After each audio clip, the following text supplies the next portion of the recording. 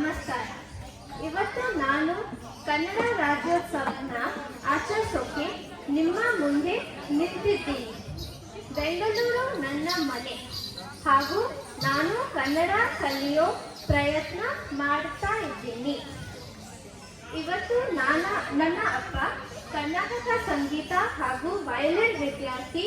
ಕಾಂತಾರ ಚಿತ್ರದಿಂದ ಒಂದು ಜನಪ್ರಿಯ ಹಾಡನ್ನು ನಿಮ್ಮ ಮುಂದೆ ಪ್ರಸ್ತುತಪಡಿಸ್ತಾ ಇದ್ದಾರೆ.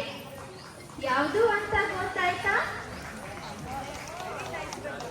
ಹೌದು, ಸಿಂಗರ ಸಿರಿ. ಈ ಒಂದು ಸುಂದರ ಗೀತೆಯನ್ನ ನಿಮಗೋಸ್ಕರ ಪ್ರಸ್ತುತಪಡಿಸ್ತಾ ಇದ್ದಾರೆ ನನ್ನ ಹೆಮ್ಮೆಯಪ್ಪ